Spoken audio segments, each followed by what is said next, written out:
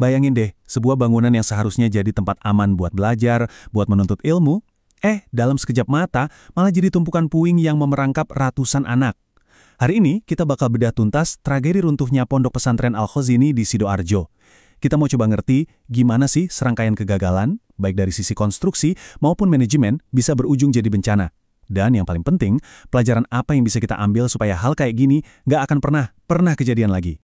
Dengerin deh kutipan ini. Ini dari seorang santri yang selamat. Kata-katanya langsung nusuk ke hati ya.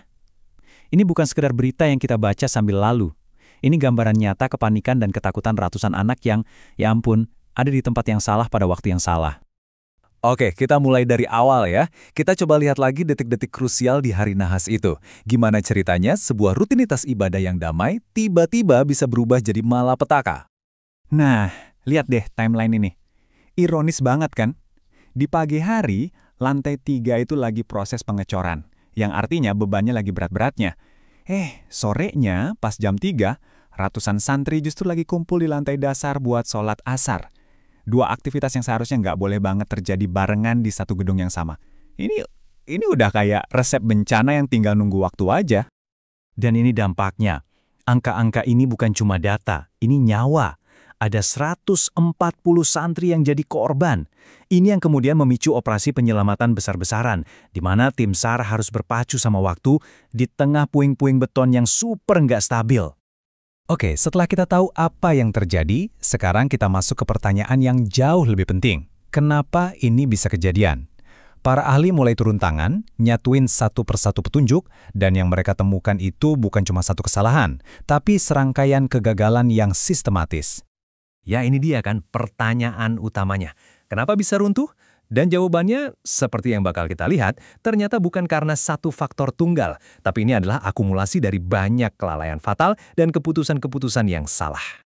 Para ahli akhirnya nyimpulin, ada 4 faktor utama nih yang jadi biang keladinya. Nah, kita bakal bedah satu persatu, karena setiap poin ini adalah pelajaran super penting dalam hal manajemen sarana dan prasarana, apalagi buat fasilitas publik kayak sekolah atau pesantren. Oke, masalah pertama dan mungkin yang paling fundamental adalah konstruksi yang dipaksakan. Jadi gini, akar masalahnya itu ternyata udah ada jauh sebelum semen pertama diaduk. Semuanya berawal dari kesalahan mendasar di perencanaan. Ini dia dosa asalnya. Menurut pakar teknik sipil, Pak Muji Irmawan, bangunan ini tuh awalnya cuma dirancang buat 1 lantai. Cuma 1, tapi kenyataannya dibangun jadi 3 lantai. Kenapa? Ya buat nambah kapasitas, biar bisa nampung lebih banyak santri. Sebuah keputusan yang benar-benar ngabaikan kaidah dasar konstruksi. Jadi, coba bayangin, bebannya itu naik 300%. Gila kan? Itu kayak punggung kita yang cuma didesain buat ngangkat beban 50 kilo, tiba-tiba dipaksa ngangkat 150 kilo. Ya cepet atau lambat pasti ambruk lah. Itu yang terjadi sama struktur bangunan ini. Nah, karena beban yang kelewat batas itu, terjadilah yang namanya pancake collapse. Ini jenis runtuhan yang paling ngeri. Jadi lantai-lantai beton itu numpuk ke bawah kayak tumpukan pancake. Hampir nggak nyisain celah sama sekali buat orang bisa selamat. Ini juga yang ngejelasin kenapa proses evakuasi kemarin itu susah banget. Dengerin deh penjelasan pakarnya. Intinya, sambungan antara tiang sama baloknya itu udah nggak sempurna dari awal. Ibaratnya engsel yang udah kendor. Begitu ditambahin lantai lagi di atasnya, dia makin kendor, makin goyang, makin nggak stabil. Sampai akhirnya, ya ambruk total. Tapi tunggu dulu, masalahnya nggak cuma soal beton dan baja yang lemah. Ternyata ada lapisan masalah yang lain, yaitu soal prosedur dan perizinan. Investigasi ngebuka adanya kelalaian manusia yang fatal dan berlapis-lapis. Dan ini mungkin kelalaian yang paling kelihatan mata. Membiarkan ratusan orang beraktivitas normal, sholat, belajar, tepat di bawah zona konstruksi yang lagi aktif dan berisiko tinggi.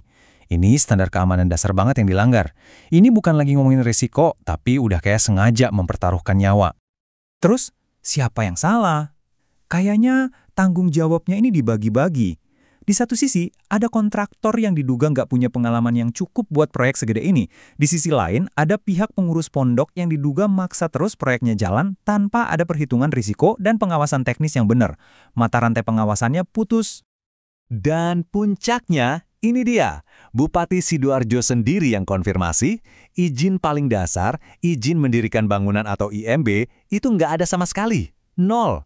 Artinya, bangunan 3 lantai ini berdiri secara ilegal tanpa ada pengawasan dan persetujuan dari pihak berwenang. Fatal banget. Oke, dari semua reruntuhan dan duka ini, apa pelajarannya? Apa yang bisa kita lakukan biar tragedi yang harusnya bisa dicegah ini nggak keulang lagi? Nah, analisis pasca kejadian ini ngasih kita semacam peta jalan. Proses evakuasinya sendiri itu luar biasa sulit. Tim SAR harus memperlakukan puing-puing itu kayak jaring laba-laba raksasa. Salah gerak dikit aja bisa bikin runtuhan yang lebih parah. Dan semua itu dilakuin sambil ngejar golden time 72 jam. Waktu paling krusial buat nemuin korban yang masih hidup. Pernyataan dari Menteri Agama ini ngena banget. Dan ini intisarinya. Ini adalah kegagalan standar teknis dan ini nggak bisa ditoleransi. Tragedi Al-Khozini ini harus jadi alarm super kencang buat kita semua, buat memperketat pengawasan pembangunan semua fasilitas pendidikan di Indonesia. Titik. Pada akhirnya, tragedi ini ninggalin kita dengan satu pertanyaan besar. Ini bukan cuma soal Ponpes Al-Khozini. Ini soal komitmen kita semua pada perencanaan yang benar, konstruksi yang aman, dan pengawasan yang ketat. Gimana caranya kita bisa pastiin kalau setiap ruang tempat anak-anak kita belajar itu adalah benteng yang ngelindungin mereka, bukan malah jadi sumber ancaman? Jawaban dari pertanyaan ini adalah tanggung jawab kita bersama.